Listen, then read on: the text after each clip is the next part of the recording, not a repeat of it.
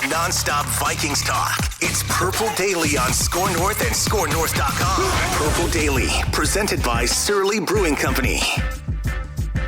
What is it that a team like Cincinnati has that Minnesota needs in order for you and your squad to end up in this point one day? Just need to finish the games. I feel like all of the losses that we had, we lost by 3 points, 4 points, 1 point. So us finishing those games in that fourth quarter, I feel like the Bengals they did a great job this whole season by finishing those games and really closing out the game against those tough teams. I just want to point out that Justin Jefferson has stolen Stephon Diggs' Old Spice promotion at the Super Bowl. Remember, Stephon Diggs was rocking the Old Spice hoodie in Minneapolis a few years ago. So he has stolen Stephon Diggs' place among the top wide receivers, among the Vikings' top receivers, and he has stolen Stephon Diggs' Old Spice money. So what's next? For Stephon Diggs. So what's he going to steal from Diggs next? He's going to steal a Super Bowl championship when the Bills and the Vikings play each other in the 2023 Super Bowl. He didn't mention Joe Burrow. I think I would have said, what does your team need? I would have said Joe Burrow. Stephen A., quite frankly, Joe Burrow. I'm not going to make it about Kirk Cousins like Judd just did because I am a stand-up guy. You mentioned Kirk Cousins. So this is Purple Daily Vikings entertainment. We just want the Vikings to win a Super Bowl before we die. They got a coach and a GM now, so it's a good step in the right direction. The show is presented by Surly Brewing Company and also our friends at TCL, which have great TVs for you to watch the big game on, delivering the most entertainment with stunning resolution, all at an affordable cost. Enjoy more of the things you love with TCL. So I don't know about you guys, but I'm still coming down from the football high of that Alex Boone breakdown yesterday. Football. With the screenshots. I'm still up here. Quad bunches. Yes. Isolated tight ends. Empty backfields. Yes. The bunch formation just naturally excites me. So when I see it used like that, I really lose it. Dude, that was every play he showed us was an empty backfield or Cooper Kupp in the backfield. Just like, yeah. Give it to me. Which meant a ton of shotgun. And the Vikings they run some shotgun, but they ran a lot more shotgun in Kirk's first season with DeFilippo, right? Before he was fired because they were upset that they ran too much shotgun. Yeah. Well, but now they're gone. More Mike than Kirk, I would think. Kirk wasn't as comfortable, and Mike didn't like it, and so at least one of them is gone now. Yeah. Well, maybe multiple. Is this text that you just sent worth deviating from what we're about to talk about here, Dex? The Vikings. I don't know if it's worth deviating, but they are hiring someone in their football personnel department. Oh, Ryan Grigson. Didn't he get fired from the Colts? Yes, former Colts GM. He has served as the player executive for the Browns alongside Kwesi in Cleveland and the Seahawks since his 5-year stint in Indy. So he's been a little bit around. But yes, he's a former Colts GM. Grigson's the one that couldn't put an offensive line in front of Andrew Luck, and I think maybe traded a first-round pick for Trent Richardson, if I recall. I think you're right. I got to digest that. It's not going down. It's not going down perfectly right now. I'm gonna need a minute there on Ryan Grigson. Where are the antacids, Stella? But I trust in Kwesi. I trust at this point. So we'll see what happens. So I've been thinking a lot about just everything that Alex laid out about offensive innovation, and I'll even later on here I'll get to. I've been doing some digging on just the McVay Shanahan coaching tree offense that we're pretty sure Kevin O'Connell is going to come in and install himself, right? I don't think he's going to deviate from what has led him to this job. And I just want to start by saying I think people oversimplify the Vikings' struggles the last 2 years by saying, look how bad the defense was, right? Like Mike Zimmer's defense eroded. And if you look at the rankings, the Vikings defense in terms of points and yards, like a lot of like bottom 5, bottom 10 erosion for the Vikings defense. Yes. And yes, the Vikings defense absolutely needs work. They got to get Danielle Hunter back healthy or figure out how to get just a little bit more spry and young in some certain areas. But when you look at the Vikings offense And then you start to look at the parts and the sum not adding up to the part. I mean, career statistical numbers the past couple seasons for guys like Jefferson, even Kirk Cousins. Adam Thielen has scored even when he's been hurt, he's scored 24 touchdowns the last couple of years. Dalvin Cook, they have all these great pieces. And yet they finished outside the top 10 in scoring each of the last 2 years. The Vikings offense was 14th in scoring in 2021. They led the NFL in 3-and-outs last year. The offense hasn't scored 40 or more points in a game in 45 games. And in Mike Zimmer's 8 years, you can basically count on one hand how many times they've blown someone out by 25, 30 points or more. It's been 8 years of playing unnecessarily close games, close to the vest, scheming, I would argue also close to the vest, quarterback who doesn't, his main priority is don't make a mistake rather than stick a dagger in someone's heart. And I just think Kevin O'Connell, if he clicks, is going to come in here and show people, yeah, the defense needs to be fixed. But sometimes the best defense is maximizing your offense to not play close games all the time in the third and fourth quarter. I think that's one of the things I am most curious and excited for with this team is showing people it's not all about holding teams to 16 points. I mean, that's nice, and you definitely want the defense to get better. But think about how easy it is to play defense when your offense has a 20-point lead in the second quarter or the third quarter, and they know the opposing team has to pass, right? Or when your offense doesn't lead the league in 3-and-outs, most of which came in the second, third, and fourth quarters, because they were actually a good first quarter offense. And then the damage and the trickle-down effect that does to your defense.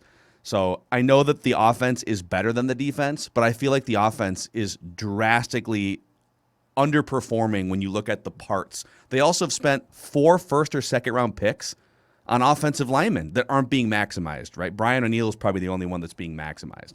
So I'm ready for Kevin O'Connell to come in here and save the day for this offense. Well, and he changes the entire, or I will assume that he is going to change the entire philosophy of the team, which was starting in 2014, the defense is going to shut teams down.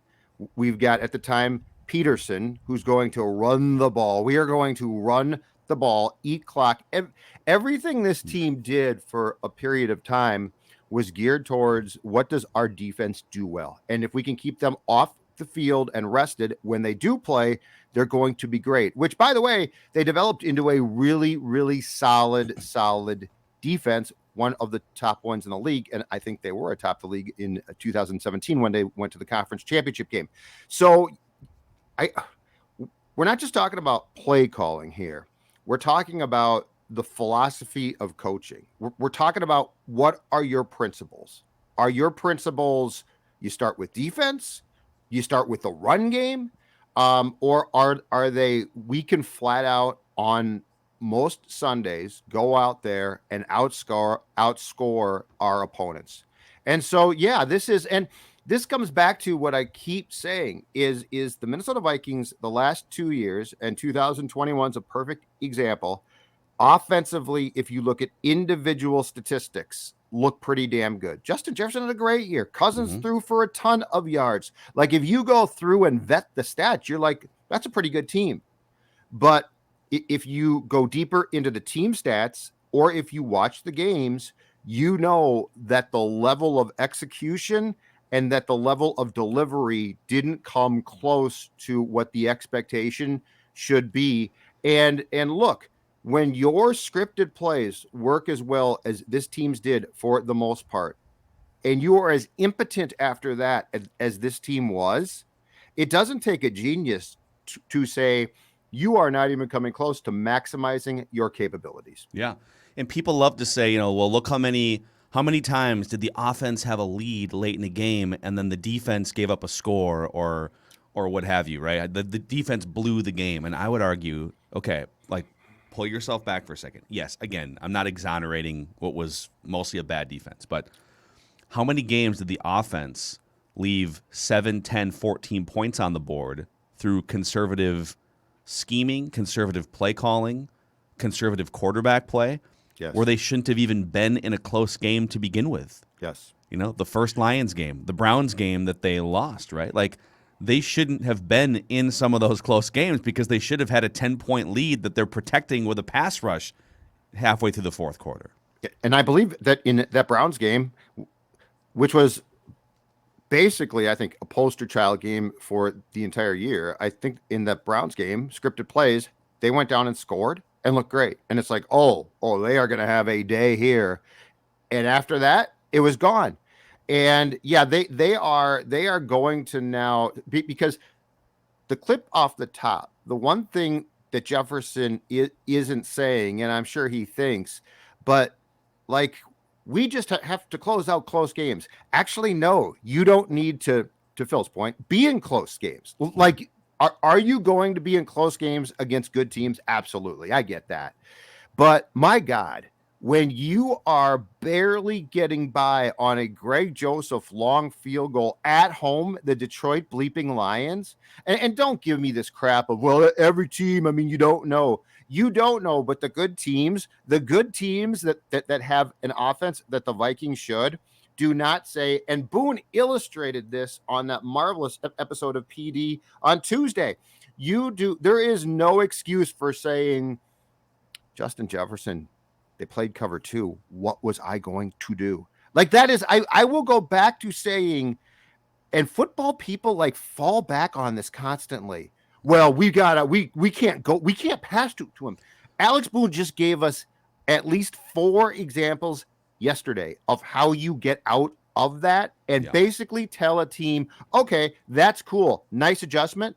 Pick your own poison. And here's another thing I want to know off that cover 2 point. And by the end of the year, Jefferson was like top 5 in targets. And like by the end of the year, his numbers definitely were where they there was probably some more meat on the bone, but like they did correct some of that problem in the November, December games. Mm-hmm. But early in the season, we kept hearing like, well, they're, like you said, they're playing cover 2. And so we just have to take what the defense gives us. And I would love for there to be a deeper dive organizationally into Cousins' mindset, especially if they keep him, of taking what the defense gives you. This is a common thread throughout his football life. I mean, Arif Hassan wrote like a 5,000-word piece about this in The Athletic last week, and he went back and found clips from Cousins' books. He's watching film. He went back and found quotes from various press conferences throughout his career, and his main quarterback ethos is don't make a mistake and take what the defense gives you. And that's why the interception totals tend to be low. It's also why the completion percentage tends to be high because he's generally finding open receivers. But when he finds an open receiver on a 6-yard pass on 2nd and 20 or 3rd and 12, it helps your passer rating, it helps your completion percentage, but it comes up short of the sticks. And again, I'm not even putting all of it on Kirk. I don't know that Kirk with the Vikings the last 4 years has had coaching that says and empowers him to go try to make a mistake once in a while. Get a little risky once in a while, especially on 3rd down. Some of it is his built-in ethos, but some of it's also Mike Zimmer is playing into the conservative, hey, let's not make a mistake. Let's make sure that we're not getting too squirrely with this thing. I don't want to blow it for my defense. So here's my problem with that. You had this year a first-year coordinator who was clearly in fairly early, you could tell, over his head. Right or wrong, he was. Bad. Zim basically helped to cause his own demise by promoting Clint Kubiak. Number one, in respect to Kirk, I wanted him at some point to say, dude, this ain't working. Like, I got to take some control here. Okay, so it causes a blow up. What the hell does anybody care? The man makes last year, $35 million. Mike goes crazy. Again, I don't care. He's essentially dead coach walking. Like, oh, don't get mad at me. Like, you're not a kid, Kirk. At some point in time, I wanted Kirk to say to Clint, dude, this ain't working. I'm going to help you. I know enough. I'm smart. I've run offenses. The second thing from Arif's piece that I think, guys, we have to keep in mind, and it's problematic, and it's the one thing. So Boone said that he thinks Kirk is the guy, but he also said Kirk is going to be empowered more and make decisions more, which means he's got to pull the trigger on the right decision, not the safe one. Okay. In Arif's piece, he wrote about the win here against the Packers. And it was the touchdown pass to Justin Jefferson, which was, by the way, a great play. It was a great play on both sides. Jefferson special, and I'll go back to saying, because I praise Kirk can make that throw, and he did. Post-game, Kirk basically said, and Arif documented this, that wasn't the right play. I should have been safer with it. I made the play, but that's not the right play. Okay. That can't be your thinking. That cannot be. You won the game with that pass. That is a hell yeah, I made that play. He literally said, in retrospect, I probably shouldn't have made. There was a safer pass, which was like a 4-yard pass to Conklin. These are the things that if Kirk is going to stay, have to change. Well, that's a good segue here, because I went back. There's a bunch of great pieces just around the internet the last 5 years about the McVay. Mike Shanahan was sort of the godfather of the offensive. There's different types of zone run blocking schemes that then spawn different passing schemes, and this tree of offensive philosophy and coaches has trickled down to Kyle Shanahan, Sean McVay, Matt LaFleur now, Zach Taylor coaching in the Super Bowl, Kevin O'Connell, etc. And if you're wondering, is this going to continue to be, and no one's wondering this because I think we know they're hiring from the Rams and Sean McVay coaching tree. I think we know what the offense is going to be more aggressive. But Sean McVay confirmed it with this quote: "You're always trying to put pressure on people with your tempo, your formations, and your motions to really apply pressure to the defense. You want to try to use personnel grouping strategically as well." So everything he talks about is about applying max pressure to the defense. Confuse them, go big play hunting over the top, spread the field wide and far. There's no talk about just taking what the defense gives you. Let's let the defense dictate what we're going to do, which is Kirk's ethos and Mike Zimmer's ethos. Hey, if they're going to do this, let's not go crazy here. Let's not throw into a cover two situation. And again, I don't think McVay and the coaches that come from that tree are encouraging being reckless, but I don't think they're mad if you throw an interception trying to make something happen, big play hunting down the field, right? Yes. Here's another one. Along with the, let's see here, McVay mentions another key in keeping defenses on their toes. So again, it's about taking it to the defense, attacking the defense, making the defense uncomfortable. The illusion of complexity. Yep. I love that. We need that on a T-shirt. That's what Booney showed us. That's illusion of complexity, right? And he was showing us yesterday these clips of football. Okay, so Cooper Kupp's in the backfield, and we've got trips out to the left and a tight end to the right. Okay, defense, what are you going to do?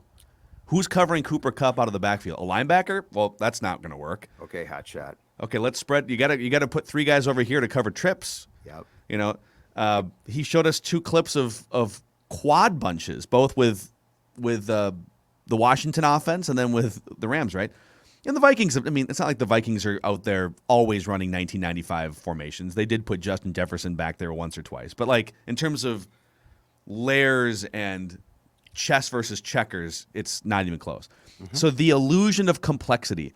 The term was coined during a time where McVay worked alongside Matt LaFleur and Kyle Shanahan in Washington. LaFleur verbally illustrated the concept in January 2019 when he was introduced as the Packers head coach. Quote from LaFleur: "We want to have like plays, meaning plays that start out looking the same that are different. We also want to create what we call an illusion of complexity, meaning we're going to run the same concepts, but how many different ways can we run them? Whether it's out of 11 personnel, 12 personnel, 13 personnel." You run 11 personnel in this puppy. We like 11 personnel. Just to make it a little more difficult for the defense. 11 personnel, by the way, is what the Rams run 80 to 90% of the time. That's 3 wide receivers, 1 tight end, 1 running back. Right. And that's what they run almost all the time. Hello, Irv Smith. So how many different plays, and both run and pass plays, can they run with 11 personnel? Make it look, it reminds me of some of the best pitchers, like the Max Scherzers and some of these guys where they've got 3 or 4 different pitches. Johan Santana, and they've got the same arm slot and the same arm speed. And then sometimes you'll see this like when people do the video breakdowns. So like here's the same windup, the same arm slot, and the same arm speed, and then they'll show like the 4 different pitches and how they look coming out of their hand to the batter. And it's like, it's like out in front by a foot. Right. That's the Rams offense. Okay, you've seen this arm slot, you've seen this formation, you've seen this windup. It's all the same, but there's like 6 different things that could happen out of this, and you're not going to know really what's going to come at you. And let's dig down some more here and talk about the ability then to run motion, pre-snap motions to draw the defense, to make them tell you, are they playing zone? Are they playing man? And now you've got them. Now, but here, so this goes back to the most important thing that I think that Boone pointed out in the 4 examples that he provided, which was marvelous. The most important thing is this, and we discussed this for a portion of the show, is what are the alternatives here? So my point is this. Bunch formation left, quarterback in shotgun, different looks. What is the quarterback's ability and latitude to make the decision at the snap that this is what I'm being given the most? So I don't think it's this, all right, hut, this is my play. Right? Like this is the only play. Like it's not going to cup. It can't go to cup because here's the thing. And the tight end is going to run a slant. Yeah, that's part of the play. But where this gets into the instrumental point of the quarterback having to have complete confidence, and at sometimes, and Stafford did this, at sometimes make dangerous decisions that might not work. I think that's on the quarterback. But now we are into a different stratosphere than the latitude that Kirk had here. And I don't want to turn this into about Kirk, but that he seemed to enjoy at times, because you can fall back on, well, that was the call. Yeah.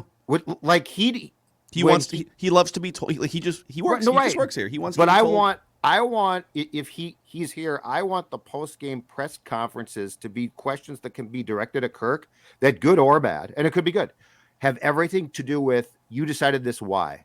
Not they decided this and it didn't work. Yep. So, man, there's it's so really much interesting. Whether Kirk's the quarterback or whether they go in a totally different direction, I'm so hopeful that this offense is going to be much, much more aggressive in certain areas. I mean, just to back up to the beginning of this discussion, if I were to tell you, hey, Justin Jefferson's going to be healthy all year, he's going to go bonkers, Kirk's going to put up, his typical Kirk numbers. Adam Thielen's going to get hurt, but he's still going to be out there playing at a high level. And Dalvin Cook, and even like go back the last 2 years, Dalvin Cook's going to put up some career numbers a couple years ago. Oh, and the Vikings offense is going to be outside the top 10 in points scored. And they're going to be 14th in points in 2021. I think people would have been wildly disappointed. Like the way people talk about these parts, especially the Cousins Crusaders out there who, want to put him on this mantle because of his numbers. It's like, well, why? Okay.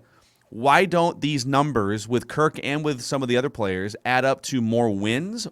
Well, the defense. Okay.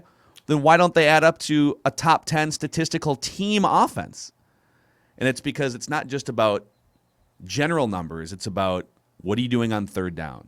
What are you doing in the red zone? What are you doing in the second half, in the third quarter, once your scripted plays are over, right? Yes, and three and outs. And you have to have a quarterback who's not stupid.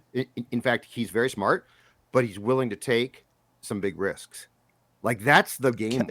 Calculated risks. I mean, Stafford threw some bad picks because he was told you need to take some risks here. Not stupid, but they are risks. And this also goes down a very intriguing path as we talk through what the offense is going to look like, and the possibility that they're going to go to a 3-4 defense. Who does go? Like, that's going to be interesting now. Because, like, Thielen, I think, gets restructured, but ideally, he doesn't go. Like, it's Thielen, it's Jefferson, right? Mm-hmm. Osborne. But if Kirk stays and is restructured, you're still going to there's going to be at least one, if not two guys who go, who's probably going to hurt. Like, it's going to be like, oh man, that's too bad, but you have to go. Well, the Vikings have a defensive coordinator, even though they don't officially have a coach yet because they haven't announced it. But they're building their staff. Kevin O'Connell. Is Kevin O'Connell? He's not focusing on this game at all on Sunday. I'm just getting smoked by the Bengals. He's just like, I don't care, Sean. Jeremy Fowler from ESPN reporting Ed Donatel has emerged as the favorite for Vikings defensive coordinator. Easy Ed. I covered him. Great guy. You covered him in Green Bay in the early 2000s. Right? 2003, he got, so I covered the Packers in 03 and 04. He got blown out after 03, got fired by Mike Sherman because they were upset that he was given responsibility, fair or not, for the was it 4th and 26? The Freddie Mitchell Freddie Mitchell. I'd like to thank my Sharper hands. screwed up, Bowjute screwed up, and Ed Donatel was fired. Easy Ed, man. He's a nice cat, but he has been around the block. He went to the Falcons after that, and I think had some success. The Seahawks literally hired him 5 days ago. Like they were trying to hire him as a position coach. Yeah. He was going to be just a defensive assistant, but the Vikings said, no, we want you to be a defensive coordinator. And so Seattle is now bracing to lose him with new coach Kevin O'Connell getting plenty of experience in defense. He is 65 years old, so he's never been a head coach. No. But they went with a guy who's been a coordinator in 9 different seasons across, like Judd said, Green Bay, Atlanta, and Denver. Just a quick statistical profile on Ed Donatel. So his defenses have been pretty consistently average defenses, with the exception of last year. Last year, and by the way, if you have a high-octane offense, an average defense that's good situationally on third downs and red zones is probably plenty. But last year, with Vic Fangio and Ed Donatel scheming Denver's defense, they were 3rd in points allowed, meaning 3rd fewest, and they were 8th in yardage. It was his best defense that he's ever coordinated. Here are the rankings in terms of points allowed throughout his career. 14th, 5th, 12th, and 11th with Green Bay. 14th, 18th, 15th, 10th, 25th, and 3rd with Denver. So a couple top 5s in there, pretty consistently top 15. He's more of a 4-3 guy, correct? He I was with the so, yeah. The Packers, when I covered him for the year, ran a 4-3. They did not run a 3-4 at the time. So this would indicate that I think they're going to probably stick with a 4-3. Let's see here. Defensive schemes. So I take back what I said about 3-4 folks. Well, they were definitely sniffing around a bunch of 3-4 guys. Mm-hmm. You know, it's also possible that they've looked at the Vikings have been running a 4-3 for so long, and they're not just going to blow everything up. So maybe they said, maybe it makes sense to stay with. Now's the time to blow it up, though, if you were going to. Let's see here, Denver. Yeah, Denver. I'm pretty sure they ran a 4-3 under Fangio, but we can do some more digging on Ed Donatel, reportedly the new Vikings defensive coordinator. Wow. Okay. You guys gonna rekindle the relationship? Does he remember he's who very, you are? No, but I'm sure he won't. But he's very nice. Yeah. He always was very, very generous with his time. He's a lifer, man. And he is a position coach, coordinator, lifer. So I don't ever think he tried to become a head coach, if I recall correctly. God, his first stint was at Kent State as a grad assistant in 1979. And then he came to the NFL as a defensive backs coach with the Jets in the early 1990s. And he's bounced. I mean, this is the life of a coach, man. You bounce around every 2 or 3 years, and now he winds up with the Vikings. So Ed Donatel, we'll do more on this later in the week, but Ed Donatel. The Broncos did run a 3-4 this past year. I think Fangio, though, likes the 3-4. And so I don't know that Ed would continue to run a 3-4 when he was a 4-3 guy. Maybe they'll run multiple fronts. That's some football right there. Football. That's interesting. We go from a young hotshot with the Lions to easy Ed Donatel. Hey, real quick, as we shout out Surly here. So my mistake yesterday on the show, I forgot to give the promo code. So here's what we're doing. We're going to go with 10 listeners, so 5 winners and plus ones. We're going to hang out on February 19th at Surly Brewing Company, and we're going to get a tour. We're going to drink some beer. We're going to eat some apps and hang out and talk some Vikings with you guys. So here, if you want to hang with us, Mackie, Judd, Dex, at the Surly Beer Hall on February 19th at 4 o'clock, you can You can enter through the Score North app. Open the Score North app, and you'll find in the listener rewards section, you'll find the Surly Brewing Company icon. And the code word is IPA. So IPA is the code word for you to enter. I didn't give out the code word yesterday. Yesterday it was Surly.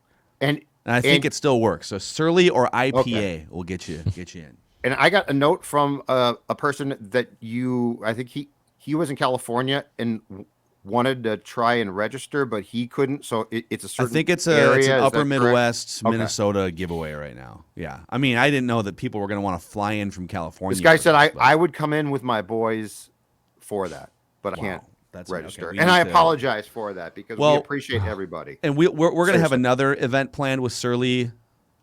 We don't want to give away all the details because we're still figuring this out, but let's just say around a very prominent, fun day later this spring, perhaps. OTAs? We're going to have people out to, not OTAs, before OTAs, but after free agency, but before the schedule release. Pro days? After the pro days. After the combine. But more details to come on that. So, that's a wrap. Purple Daily, Mackie, Judd, Declan. See you guys tomorrow. Or later today, actually.